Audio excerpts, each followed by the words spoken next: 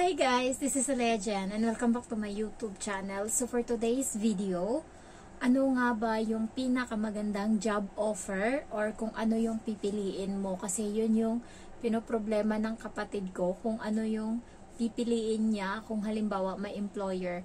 Ang gusto niya kasi newborn daw yung makuha niya. So ang sabi ko sa kanya, hindi pwedeng newborn. So nanonood naman siya ng vlog ko. Kasi nga, magiging katabi mo yung bata sa pagtulog, tsaka ikaw yung magbabantay nun, ikaw yung mag-aasikaso nun, and every 3 hours is padididein mo yung bata. Yun yung patakaran nila dito. And, syempre, iiyak yan, lilalagnat yan, lahat-lahat ikaw. Kasi yung nanay, katabi niyan yung asawa niya sa pagtulog.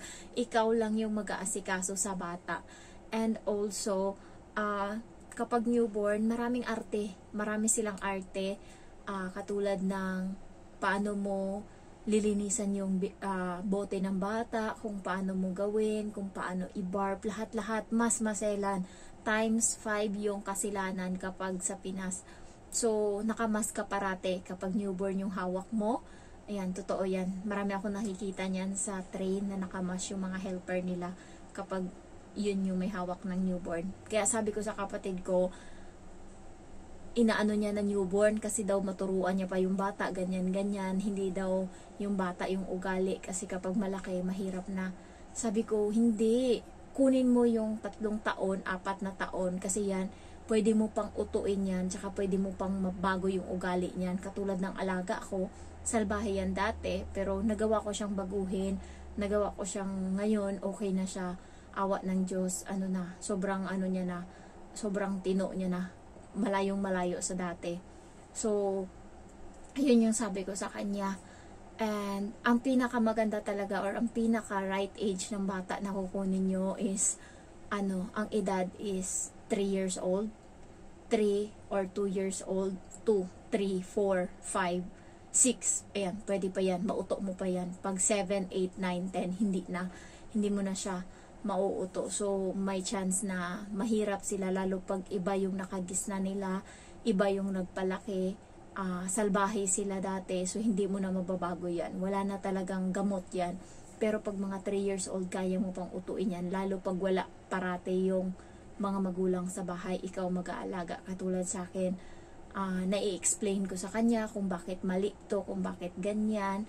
Ayan, tapos parati dati umiiyak siya parati kapag may ipapaabot siya, hindi niya sasabihin na paabot naman ng ganito. Ang gagawin niya is iiyak siya kaagad, tapos tsaka mo na ngayon tatanungin, ba't ka umiiyak? Gusto niya daw ng ganito.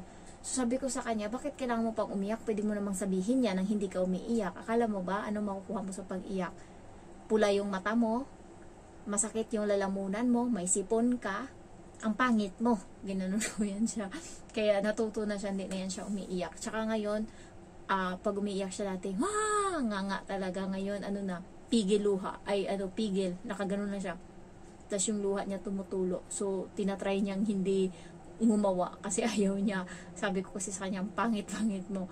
So, yan yung mga edad na matuturuan mo pa yung bata. Yan yung mga edad na kaya mo pang i-control or pwede mo pang yung bata. Pwede mo pang mabago yung ugali. Kasi yan yung mga age na nagde-develop yung bata. Yan yung mga age na dapat may gabay sila na meron parating nakatutok sa kanila. And dapat yung nakatutok din, hindi pwedeng puro oo na lang kung ano yung sabihin.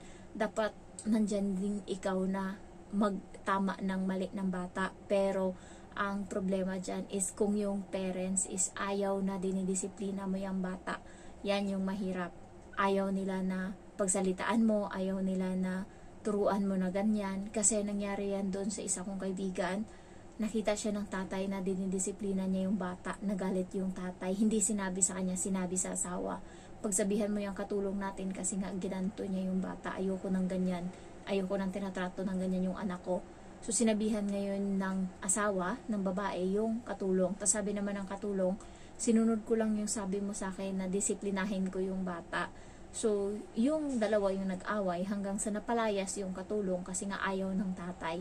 So, yan yung iwasan nyo rin. Dapat, pag kayo, tansyahin nyo muna kung okay ba sila na disiplinahin mo yung bata or hindi. Yan yung ano dyan, yan yung issue.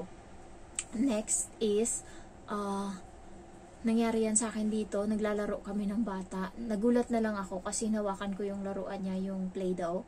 And nag-form din ako. Kala ko kasi, tutulungan ko siya. Tapos nung nandyan na yung nanay niya sa mesa kumakain, bigla siyang nag-iba yung ugali niya. Sabi niya, bakit mo pinapakialaman yung laruan ko? Sabi niya ganun. Huwag mo nga hawakan. Parang nasaktan ako ba? The way siya magsabi ng ganun. Tapos sabi ko sa kanya, sige, bahala ka dyan. Ayoko na makipaglaro sa'yo kahit kailan. Ginanon ko talaga siya. Yung nanay na siya. Kasi nga, tumayo talaga ako. Umalis ako. Kasi nainis ako. Iniyaan ko siya. Inano ko siya. Iniwanan ko. Tapos sabi ng nanay, kinausap siya ng nanay. Hindi ko alam anong ano. Tapos may umiyak na yung bata.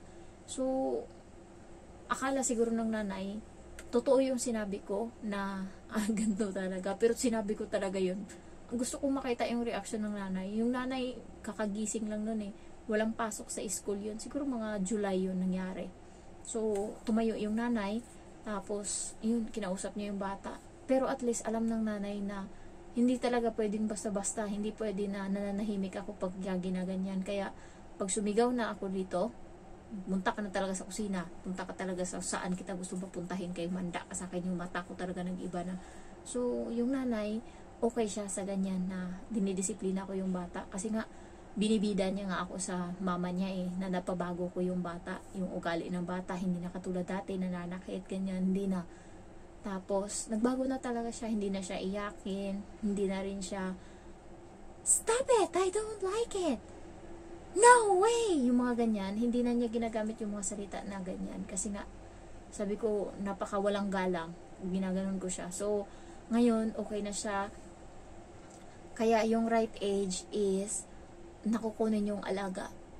3, 4, 5, 6, 7, hindi ko lang sure. Pero 6, pwede, 7 pwede pa. Pero mga 9, 10, hindi. Kasi kanina guys, may kaibigan ako, yung alaga niya is grade 6 na. Kung sa atin yun, ano na siguro, 12 years old na sa atin. Ano daw sila kaninang umaga. May payong daw kasi umuulan. 2 payong, yung meron yung bata na yun. So, gusto ng kapatid no, na dalaga na hiramin yung isa. So, ito, binigay ng katulong. Kasi nga, ng kaibigan ko, kasi nga, wala siyang payong. So, hiniram. Ayaw pala nung alaga niya na bunso na 12 years old, ayaw pala na kukunin ng kapatid niya yung payong niya. So, nagdabog siya, tapos hinahampas niya na yung kaibigan ko dito, hinahampas niya. Tapos hanggang sa huli, di na siya makapagpigil. Gusto niyang, sumisigaw siya. Sabi niya, anong oras na? Anong oras na? Gumaganyan siya. Sabi, 7:45. Anong oras na? 7:45 nga. Sabing ganun. Kasi gusto niya daw bumili ng sa 7-Eleven. Tapos sabi, 3 minutes na lang. Darating na yung bus. So, naggagrampi na yung bata ba hanggang sa nung inabot niya na yung payong doon, kasi hiniram talaga nung isang kapatid yung payong. So yung inabot niya yung isang payong doon sa alaga niya, malayo pa lang, hinablot na ng gano'n ng bata. Tapos yung mga nakakita is gumanon. So ngayong hapon, nagsumbong siya sa akin nung nag-aantay na kami ng bus, kasi isa lang yung school ng alaga ko tsaka alaga niya. So isang bus lang yung darating pareho, sabay. So, sabi niya, nainis ako sa alaga ko, ganyan, grabe talaga, gusto ko na talaga siyang saktan kanina, sobrang galit ko talaga, hindi ko maintindihan talaga. Sabi niya, bakit, ano nangyari? Eh di sinabi niya, tapos ngayon dumating na yung bata. Sabi ko, huwag mong pangsinin, kasi ganyan yan masasana yan. Tapos pagbaba ng bata niya, sabi ko talaga agad sa alaga ko, huwag mong pansinin yung alaga, kasi minsan pinapansin ng alaga ko, tapos dead mal, ang ganun lang yung alaga niya, hindi na mamansin. Pinapansin ng alaga ko, maano kasi to, friendly. Sabi ko, huwag mong pansinin yan, masama ugali niyan. Sabi ko, ganun. Tapos, nasa huli kami, nauna sila. Tapos sabi ng alaga niya, Judy! Tapos sabi ko, mga hampas na naman siya, Kasi na siya umaamba na siya ng hampas doon sa kaibigan ko. Tapos ayun, nagsalita yung kaibigan ko. Sabi niya, huwag mo akong kausapin, galit ako sa'yo. Ayun, nag-usap sila. Hanggang sa sumigaw na yung bata. Hindi ko alam anong pinag-usapan nila. Pero sumigaw na yung bata, nagwawala na yung bata. Yung parang iba na siya. Ayaw niya ng pinagsasabihan niya. Nagagalit na siya hanggang sa kinuha niya yung bag niya. Tapos hinila niya yung bag niya doon sa katulong kasi suot ng katulong yung bag ng kaibigan ko. Hinila niya, edi na pag ano yung ano ko, kaibigan ko. Tapos nasa likod kasi kami nakatingin. Kinuha niya yun, tapos umalis siya. Pumunta siya sa ibang direksyon. Akala ng kaibigan ko susundan siya ng bata. Hindi. Pumunta doon sa taas ng mall. Tapos siya doon sa gilid. Sabi ko, te, umakyat sa taas. Sabi ko, babalik ba yan siya? Sabi niya, hindi na yung babalik dahil punta na yun sa iba. So, hindi ko alam kung pag-uwi anong mangyari kasi nung nakaraan, ganyan din yan siya. Tapos, sinaraduhan niya yung katulong. So, yung kaibigan ko is nasa labas ng ilang minutes. Tapos, sinarado niya yung pinto. Pagpasok niya, sinarado niya kaagad yung pinto. Hindi nakapasok yung kaibigan ko. So, nasa labas lang siya nag-aantay. Tapos, yung among babae, hindi rin. Sabi, buksan mo na yung pinto. Kawawa naman niya si ano sa labas. Ganyan lang. Hindi niya man lang mapagalitan yung anak niya na ganyan yung ginawa. So, yun na naman siguro yung mangyari kanina. Ayan. So, mahirap yung ganong alaga. 12 years old, 10. Partida, yung bata na yan, hindi pa yan lumaki na may katulong. Wala siyang katulong. Bunso siya. So, ganyan yung ugali niya. Mahirap talaga siya intindihin. May mga times na ano siya, makulit siya, na nangingiliti siya sa amin. Naglalakad kami ng alaga ko, tapos bigla siyang tatakbo, tapos kikilitiin kami. May mga ganun siyang ano, mayroon ding time na pagbaba niya, sisimangot na lang siya, nakala mo galit sa'yo na hindi mo maintindihan. So, yun yung mga ano na huwag niyong tatanggapin. Okay pa yung iba na dalaga yung alaga, okay pa yun eh. Wag lang yung bata na ganyan na, depende din talaga sa amo, depende din sa ugali nila. Kasi, iba-iba tayo ng ugali yung mga amo dito. Swertihan lang talaga. So, kung mapunta ka sa swerte, yun, katulad nung tawag nito, kapatid ng amo kong babae, mabait yung alaga niya. So, mabait sila sa pagkain lang sila maarte. Madamot. So, mabait yung alaga niya. Hindi makabasag pinggan yung akin. Grabe pa nga to kung gumalaw, maligalig to, Pero yung alaga niya is, kapag naglaro siya, upo lang siya. Kung ano lang yung hinawakan niyang laruan, yan lang yung laruan niya. Yung alaga ko, lahat, ikalat niya yan lahat, maubos yan. Dati nga, isang kwarto, isang kalatan niya lang yan eh. Buti ngayon na control ko na siya. Tapos, yun nga lang, kapag sobrang pagod niya, iiyak siya. Kapag pagod na pagod siya sa mga buong araw niyang activity, gugulat ka na lang, iiyak siya. So, yun, ang bait nun. Tong alaga sa lahat ng mga pamangkin ay sa lahat ng mga apo, ito yung salbahe yung alaga ko. Kaya ano sila sa akin, proud na proud sila kasi napabago ko yung ugali ng alaga ko. Kaya pagka may gathering sila, halimbawa Father's Day, Mother's Day, birthday ng matanda, ganyan, edi buong pamilya yan silang kakain, mga anak, asawa, lahat-lahat, ilan yan sila, 5, so lahat yan kakain. Yung amo ko, nagtitira talaga yan siya para sa akin. Magugulat ako, may bit-bit yan siya na paper bag pag uwi. Nung nakaraan, sobrang dami niya dinala. Siguro, 4 na box. Iba-ibang ulam. Merong pusit, merong shrimp, merong sweet and sour na manok, merong baboy. So, halo-halo na. Pinaglalagay niya lahat kasi may mga serving spoon naman yan sila. So, hindi niya binigyan yung ibang katulong. Dati, ginagawa ng ibang amo, ibang kapatid niya is nag-take out din doon sa isang katulong. Binigyan ata 2 box. Akin 4 talaga yan dati pa. So, ngayon, akin lang lahat. Walang binigay doon sa isa.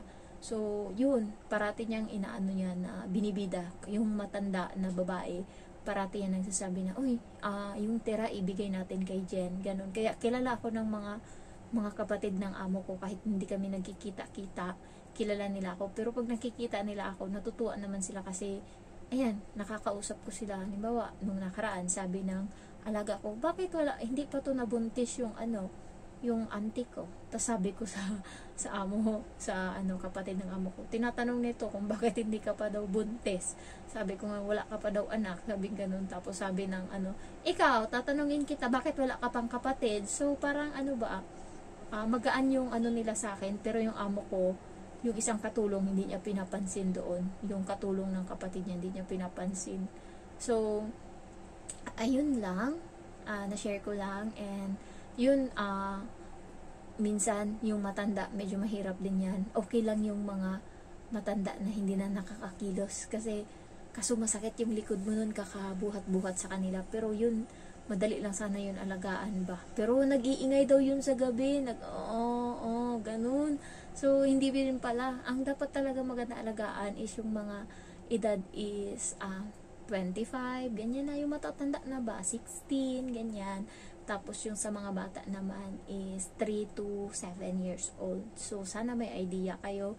Ang pinipray ko lang is sana mabait yung amo ng kapatid ko kasi magwo-worry talaga ako kapag hindi mabait. Hindi ko lang sure. And then sana Sabado yung day off niya para kami yung gagala. Para magmamakao kami. Ay, plano ko pa naman magmakao. So, ititigil ko pala muna yung plano ko na magmakao. Antayin ko pala siya munang makapunta dito. So, thank you guys for watching and I love you all. Bye-bye.